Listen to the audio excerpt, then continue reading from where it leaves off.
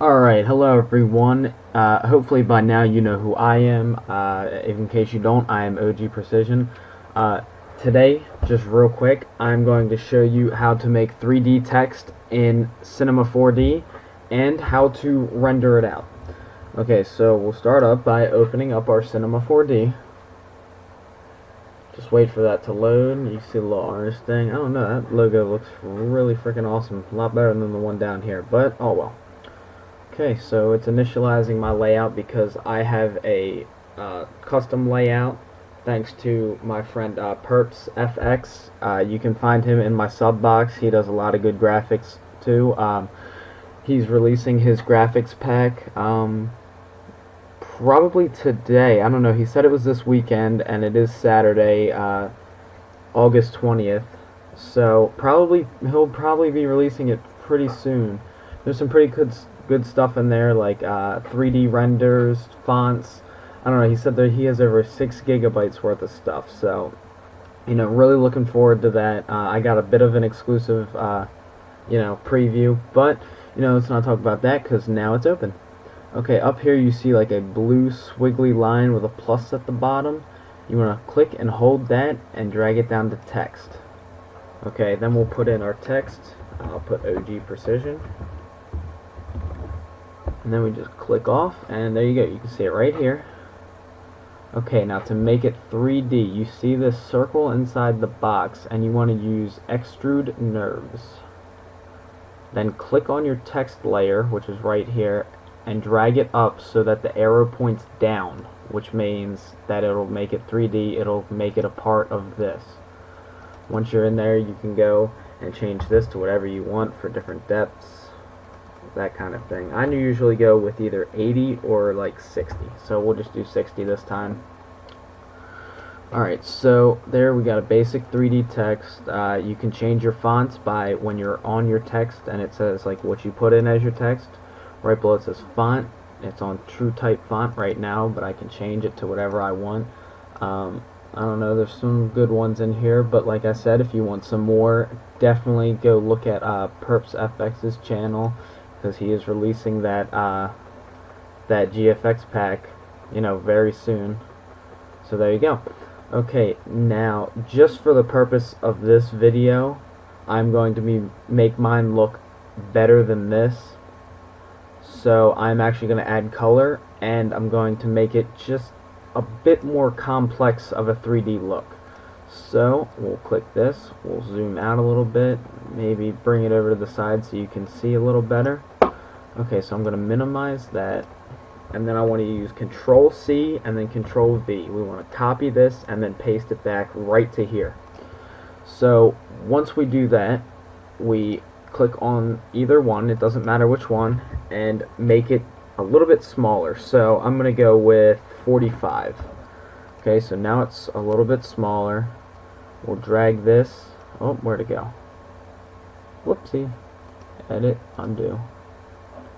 Oh, alright, it just glitched. I don't know what happened. Okay, so set it to 45, and then we'll grab this little tool and we'll spin over here. Now you can see that it only takes up, it doesn't take up the whole thing, so we want to drag it back so that there's a little bit of overhang from the bigger part of it. Okay, I know it sounds really gay when I'm talking about this, just fight through it. Okay, so alright, then we'll click on whichever one we made smaller. Click on that, it should say all this stuff, and click on caps. The cap, you want a start cap of fillet cap and an end cap of fillet cap. Okay, and then you go ahead, you can set your radius to 10, which is, I just normally use 10. Alright, so once we're done that, we get this looking thing. I don't know why it keeps disappearing. It must be a hard font to move with, I guess. I don't know. Let's see, where are we looking at? Oh, okay. Well, I actually have to pull it back a little bit, so let's just do that.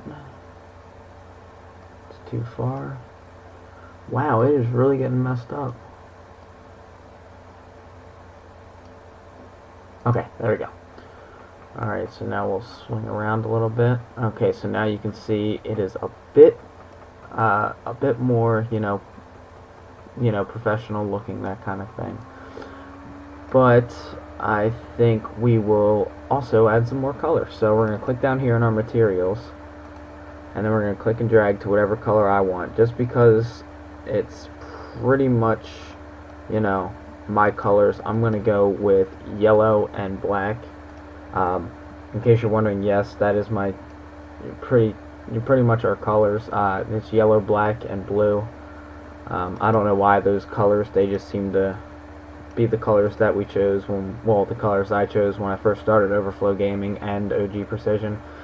So, yeah, you don't like it, you don't have to look at it, so there you go. Okay, so we got our OG Precision with our yellow and black. And because it will be light sensitive, so if you render it right in the front like this, you will want to double click on this out here, not over here. You have to double click it over here and uncheck specular. So once you do that, it won't have, the light won't affect it when you render. Okay, so now that we have this, I'm going to have to zoom out so we get some better. Alright, there we go. Now that all fits in, we'll go to our render settings, and I actually have my default render settings saved. I use it. It's called Real Text, mainly because the first time I tried to set a few up, they got messed up and I couldn't figure out how to, fix them. So your first thing is going to be output. You want to drag down to the preset. You want to have preset HDV, HDTV, 720, and then 25. So let's see, where is that? Film and video, and then it's about halfway down the page. So click that. Everything's good. Okay, you shouldn't have to change anything else in here. Everything should be okay. Okay, next we'll go to save. You select what you want it to save to. So see, I have all mine set to save to my desktop under the file name Precision. So that's fine with mine. Whatever you need it to do, then you set it to do that. Okay, now here we are going to bring it all the way down to QuickTime PNG, or really any PNG image, so that it renders only the text and not the black background that will come up when we start our render. Other than that, on this page, make sure that alpha channel is checked. Everything else should be the same. Multipass, we don't really have to worry about that. And filter, we don't really have to worry about that, because if you're just making text, it's not going to be a moving picture. Okay, so everything looks good. Everything from options, that's all good. So once you have that, you probably should save a preset. I'm pretty sure you can do that in here.